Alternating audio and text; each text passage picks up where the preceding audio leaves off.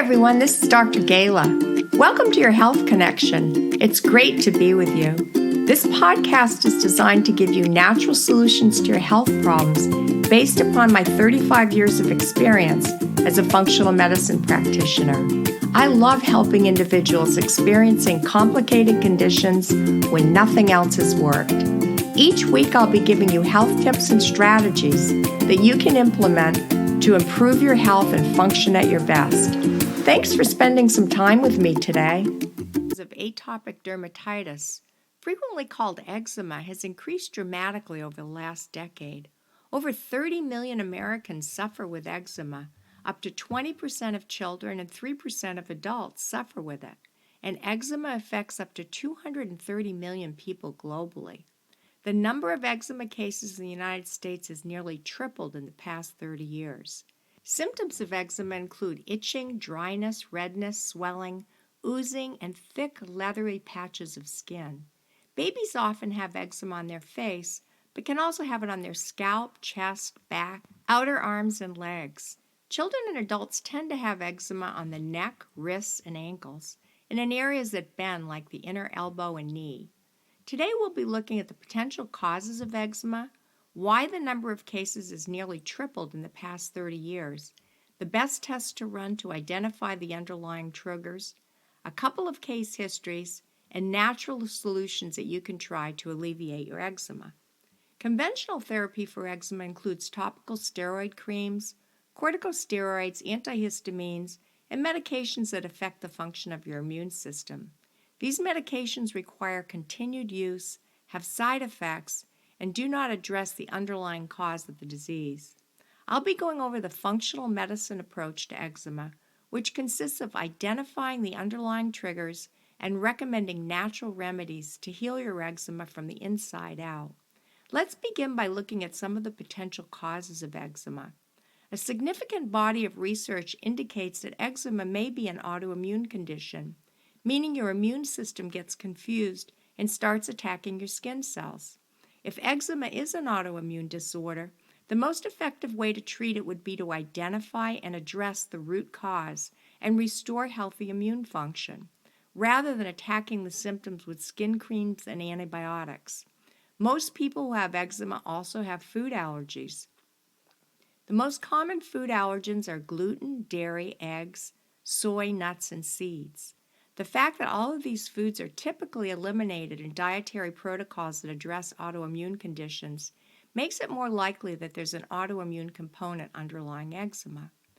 Autoimmune conditions are often associated with and caused by small intestinal permeability, which is commonly known as leaky gut. When your small intestine is leaky, undigested proteins can leak through the lining of your small intestine and enter your bloodstream. Your immune system will recognize undigested food particles as foreign and launch an attack against what it perceives to be an invader inside your body. If the chemical structures of these undigested proteins resemble parts of your body, this can cause your immune system to mistakenly attack your body's own tissues, including your skin. Several studies of patients with eczema show that the condition has a significant autoimmune component and that the immune system targets keratinocytes, which make up about 90% of the cells in the outermost layer of your skin. Let's take a look at how the health of your gut affects eczema. Your gut microbiome, the trillions of bacteria, fungi, and viruses within your gut, may be involved in the development of eczema because your gut microbiome interacts with your skin. Your skin microbiome is also home to millions of bacteria and other microbes. Similar to those in your gut, your skin microorganisms protect against invading pathogens.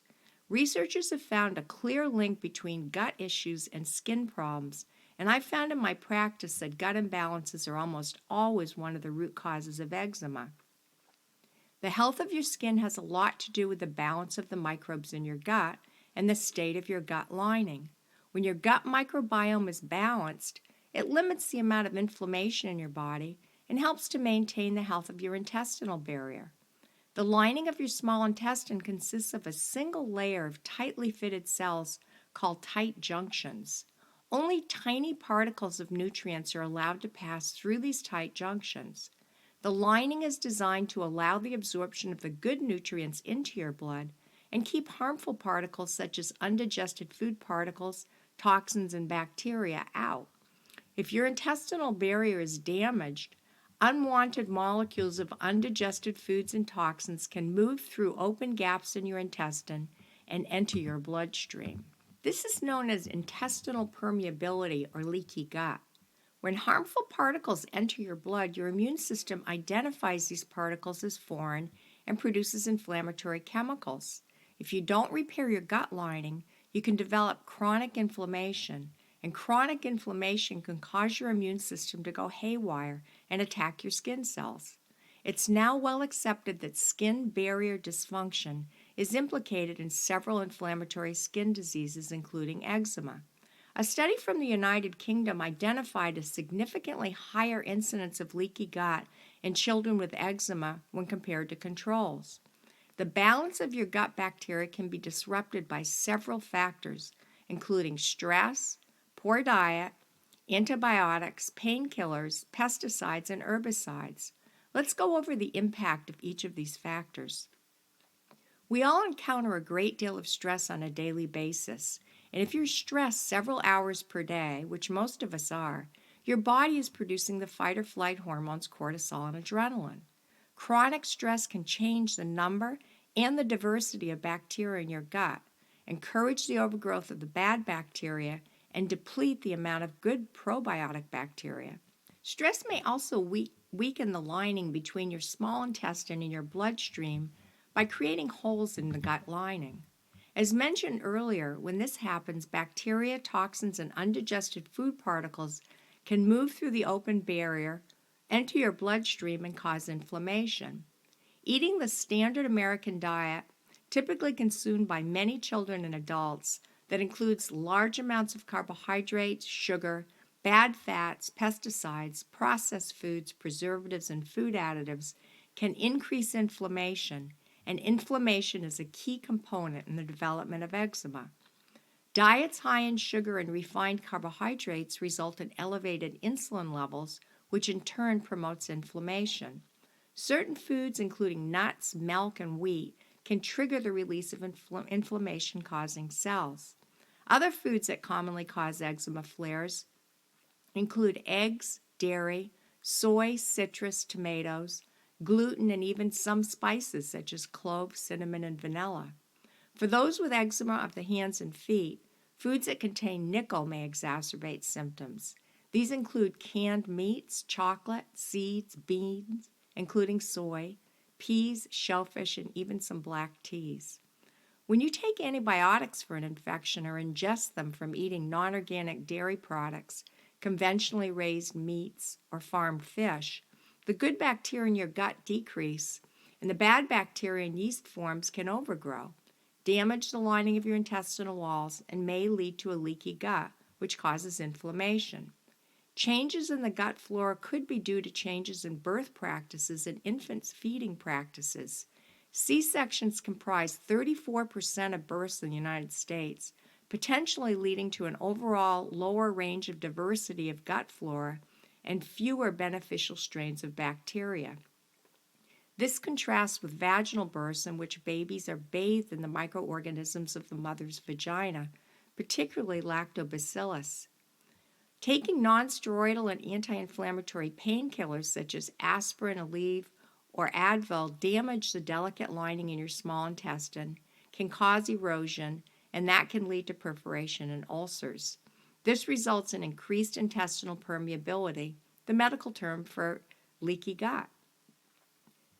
In leaky gut syndrome, fragments of protein and bacteria reach the sensitive immune centers in the gut, triggering the immune system to produce antibodies to mount a reaction against these foods. Leaky gut syndrome is associated with food allergies and food sensitivities commonly seen in eczema patients.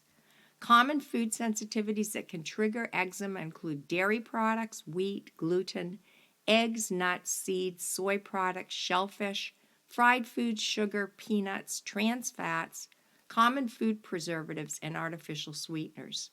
Gluten, a protein found in wheat, barley, and rye, is one of the major causes of leaky gut. It produces a chemical called zonulin that causes the tight junctions in the wall of your intestine to open up, allowing unwanted particles to enter your bloodstream, where your immune system detects them as foreign invaders, attacking them, and creating chronic inflammation. Many of these foreign invaders floating in your bloodstream look very similar to your body's own cells. Your immune system can get confused and accidentally attack your tissues, including your skin. This process of mistaken identity is called molecular mimicry and is one of the theories as to how autoimmunity begins. A study from the United Kingdom identified significantly increased leaky gut in children who had eczema when compared to controls. It is generally accepted that there is some degree of allergy underlying eczema, and up to 80% of children with eczema will also develop hay fever and asthma. Environmental toxin exposures can directly dampen immune system function, specifically how immune cells develop and how they function. This overload of toxins may trigger an immune response and increase flares of eczema, allergies, and asthma. Kids have higher metabolic rates and their bodies absorb more toxins than adults, and they have difficulty disposing of these toxins. There are toxins in the air, water, soil, foods, body products, cosmetics, home furnishings, and even clothing. Children are exposed to these chemicals more than ever. There are approximately 80,000 chemicals produced, and only 8 chemicals are restricted on a government level. This overload of toxins may trigger an immune response and increase flares of eczema, allergies, and asthma. We commonly see sensitivities to chemical and fragrance-filled cleaning products, shampoos, and soaps, as well as detergents, fabrics, perfumes, dust mites, and pet dander, chemicals from swimming pools, sand, especially from sandboxes, some types of carpet or grass, allergens that you can breathe in, such as pollen, artificial colors and preservatives, and wool or synthetic fabrics. Just like your gut, when your skin microbiome is out of balance and the bad bacteria take over, your skin can become inflamed, leading to the development of eczema. A review titled "The Gut Microbiome is a Major Regulator of the Gut-Skin Axis," published in the July 2018 issue of the journal Frontiers in Microbiology, describes how your gut microbes communicate with your skin and that your gut microbes are the main regulators in your gut-skin axis. Your skin is home to billions of microbes, and most of the time they get along very well, as long as they stay balanced. But in eczema, the bad guys tend to take over, especially Staphylococcus aureus, and research has shown that Staph aureus is more abundant on the skin of people who suffer from eczema, leading to frequent skin staph infections. In a study published in Cell Host and Microbe, scientists found that Staph aureus, a toxin-producing bacteria, sometimes induces a protein that causes inflammation in your skin. People who have eczema also tend to have lower concentrations of cells that assist in building up the skin barrier, and this is why Staph aureus is able to flourish. In research done at National Institute for Health, live R. mucosa, a bacterium that's naturally present on the skin, was taken from people who didn't have eczema and applied to the skin of 10 adult and 5 pediatric eczema cases. In the study, the NIH team aimed to restore the microbial balance of eczema skin by transplanting this good bacterium into the mix, and the results were encouraging. The researchers treated adults and children with topical R. mucosa twice a week for 6 weeks and instructed the participants to apply the mixture to the crook of their elbow and another body surface of their choosing. Every 2 to 6 weeks, they had to apply a slightly stronger mixture. At the 6-week mark, they stopped using the treatment and began a 4-week washout phase. At 10 weeks, the adults showed a reduction in disease severity of 59.8%, while the pediatric patients experienced an even greater decrease of 70.3%. The enrollees' itch reduction was even more impressive at 78.5% and 78.8%, respectively. The authors of the study reported that overall, The treatment reduced the patient's rash and itch, plus it reduced the amount of topical steroids they felt they needed to keep their eczema under control. The NIH team observed no problems or complications since the study's conclusion and intend to proceed with larger studies of topical R mucosa-based therapy. Certain chemicals called parabens inhibit the growth of R mucosa, and this is a good guy, so it's important to avoid parabens, especially if you suffer with eczema. In an article titled Oral Lactobacillus paracasei Improves Skin Barrier Function Recovery and Reduces Local Skin Inflammation, published in the March 2011 issue of the European Journal of Dermatology, researchers demonstrated the positive impact of an oral probiotic containing the good gut bacteria Lactobacillus paracasei on skin barrier function. And in a study of 39 infants with eczema who were given the probiotic Lactobacillus rhamnosus for 3 months, the proportion of antibodies indicating autoimmunity decreased significantly in the treatment group, possibly indicating improved gut barrier function. Let's go over the best tests to run if you have eczema. I highly recommend doing a GI map DNA stool test.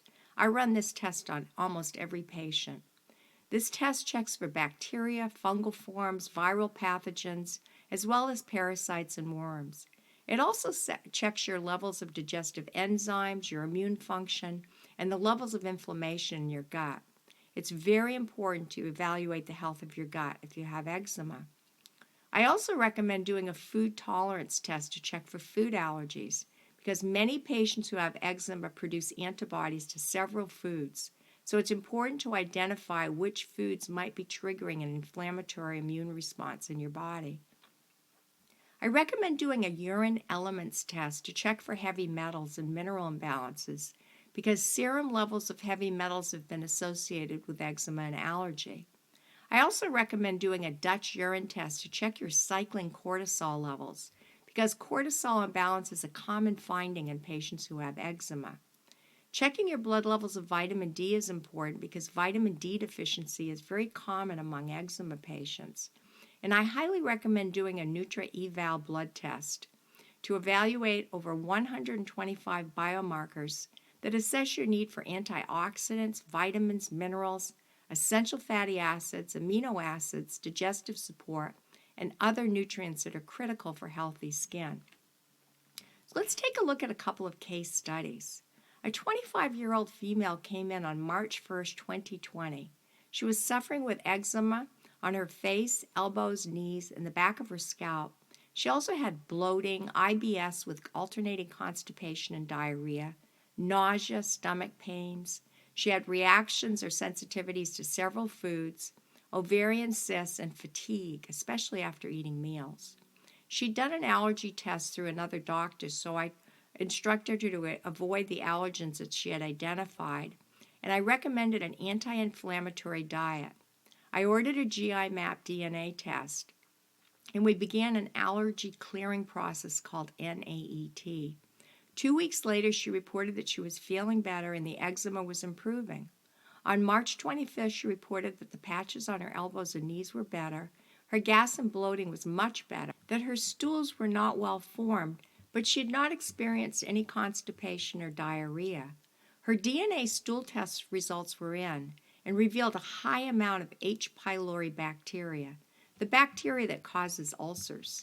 She also had high amounts of dysbiotic bacteria, the presence of 2 parasites, and high amounts of antibodies to gluten. I recommended support to kill the 2 parasites, antimicrobials to kill the dysbiotic bacteria, and products to kill H. pylori bacteria. I recommended specialized pro-resolving mediators called SPMs to reduce inflammation, enhance her immune system, and help heal her damaged skin. She returned on April 4th, about 4 weeks after we'd begun, and reported that her GI symptoms and skin were better. She continued the program for 12 weeks, and we then sealed her gut lining and added a broad-spectrum probiotic prebiotic. At the 6-month visit, she was symptom-free and enjoying life. It's so important to identify the allergens that could be triggering your eczema and identify any pathogens and heal your gut. The next case I'd like to go over is a 1-year-old boy who came in on October 1st, 2019. He'd been diagnosed with eczema at the age of 3 months.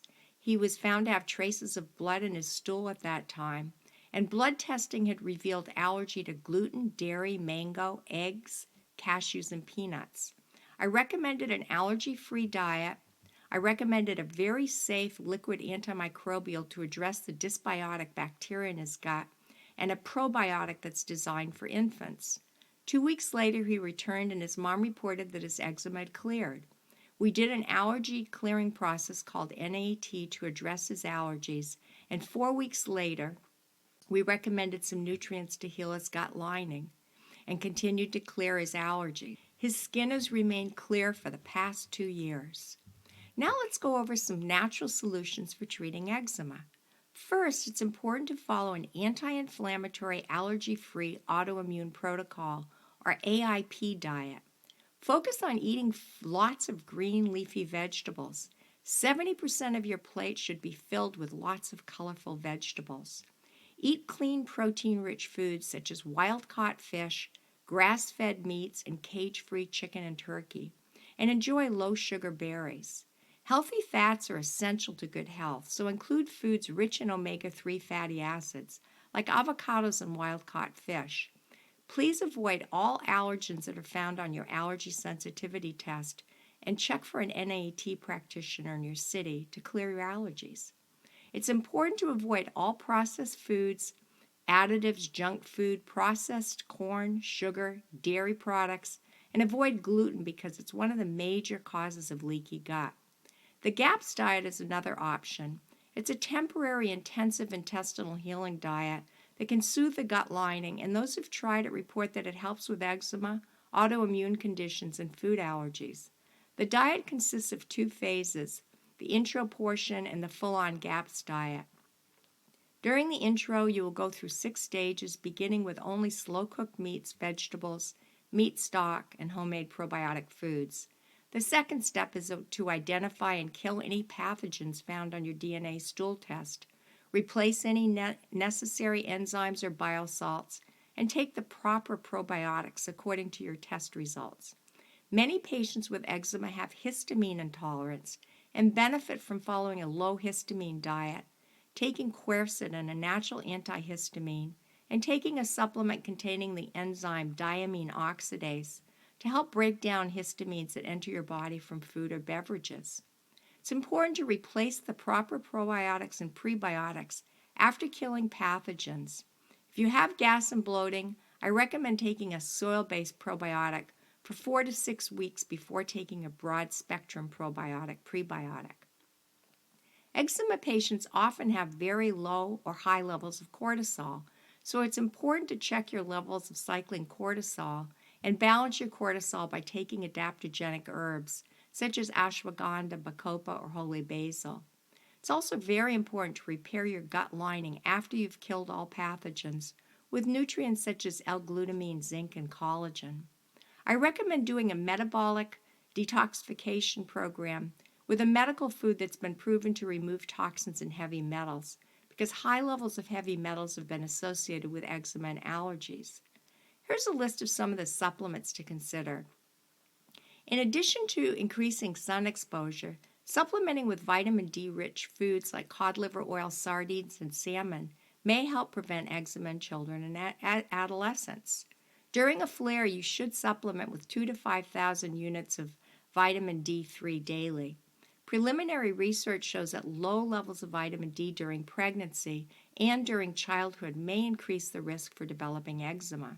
I recommend taking an omega-3 fatty acid supplement containing EPA and DHA. Researchers from Norwegian University of Science and Technology have found that when fish is introduced into the diet of young children by the age of 9 months, and if fish is eaten weekly, the risk for developing eczema reduces dramatically. Probiotics may help prevent eczema in infants and decrease the severity of flares, according to research. Mothers who take probiotics during pregnancy and while breastfeeding may prevent eczema from developing in their children. During an eczema outbreak, and to prevent future flares, taking a high-quality probiotic supplement containing 24 to 100 billion organisms daily should be considered. Taking 400 units of vitamin E daily can help to speed healing by reducing inflammation. Topical application of vitamin E may help to relieve the itch and prevent against scarring. Vitamins and minerals significantly impact skin growth and immunity, so it's important to take a high-quality multivitamin and mineral supplement. Coconut oil is the perfect moisturizer for eczema sufferers because it's antibacterial and antifungal and may provide relief and speed healing. The Dead Sea is known for its healing powers, and researchers have found that taking a bath with salt from the Dead Sea water improves skin hydration, improves skin barrier function, reduced inflammation, and relieved redness and roughness. And as eczema flares can worsen when exposed to high and low temperatures, bath water should be just warm enough to prevent a chill. Applying a cool, wet compress lessens the itching for some individuals who have eczema. The intense itching is often the most miserable part of the eczema flare. Try using a natural homemade eczema cream that incorporates shea butter, coconut oil, raw honey, and lavender oil, because this may provide relief. A topical mixture of licorice root extract and coconut oil has shown promise for reducing itching in a few eczema trials. Phototherapy is an FDA-approved treatment option that uses ultraviolet or UV light called light therapy. According to the National Eczema Association, phototherapy helps to calm inflammation, reduces itching, increases vitamin D production, and helps fight off bacteria on the skin. Adding 10 to 15 minutes a day of sun exposure, particularly during an eczema flare, can provide relief and potentially speed healing. It's very important to treat your mind and body because increased anxiety and depression can worsen your symptoms, and stress is believed to cause a flare in many adults. According to Harvard Medical School, some skin conditions, including eczema, have a psychological component. This is a dynamic referred to as psychodermatology. Researchers have found that meditation, progressive muscle relaxation, and focused breathing may provide not only relief during a flare, but expedite healing and prevent future flares. About 3 years ago, my husband and I were introduced to something called the 3 principles. It's the best way of dealing with stress that I've ever seen. It's just a simple explanation about how our minds work and that our feelings are a result of our thinking. There's no technique. You don't have to buy anything. You don't have to go anywhere. You just watch YouTube videos and discover how simple it is. My favorite speaker is Dicken Bettinger. That's Bettinger. He's a PhD psychologist, and he's just so soft and gentle, and he gives you a great explanation of the 3 principles. I hope this information has been helpful to you. If you'd like a one-on-one consultation, please visit me at drgaila.com. That's drgaila.com. Please follow and like our page and stay in touch by hitting subscribe. I thank you so much for listening.